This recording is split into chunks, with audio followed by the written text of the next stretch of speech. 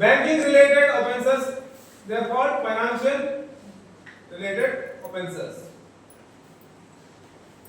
Banking related offence ಗಳಲ್ಲಿ ಯಾವ type offence ಗಳು ಆಗ್ತವೆ ಡೇ ಟು ಡೇ ನಾವು ನೋಡ್ತಾ ಇರುವಂತದ್ದು. ಸಾಮಾನ್ಯವಾಗಿ ಇತ್ತೀಚಿನ ಜನ ಎಲ್ಲರೂ ಪ್ರತಿಯೊಬ್ಬರು ಬ್ಯಾಂಕ್ ಅಕೌಂಟ್ ಅನ್ನು ಹೊಂದಿರ್ತಾರೆ. ಯಾರು ಅಕೌಂಟ್ ಹೋಲ್ಡರ್ ಇಲ್ಲ ಅನ್ನೋದೇ ಇಲ್ಲ. ಅದು ನ್ಯಾಷನಲೈಸ್ ಬ್ಯಾಂಕ್ ಆಗಿರ್ಬೋದು ಅಥವಾ ಲೋಕಲ್ ಬ್ಯಾಂಕ್ ಆಗಿರ್ಬೋದು, ಎನಿ ಆಫ್ ದ ಬ್ಯಾಂಕ್, ಎಲ್ಲ ಬ್ಯಾಂಕ್ಗಳಲ್ಲಿ minimum they are having one account. ಆ ಅಕೌಂಟ್ ಗೆ ಸಂಬಂಧಪಟ್ಟ ಹಾಗೆ ಇವತ್ತು ಫ್ರಾಡ್ ಆಗುವ ಸಾಧ್ಯತೆ ಪಾಸಿಬಿಲಿಟೀಸ್ ಜಾಸ್ತಿ ಇರ್ತದೆ.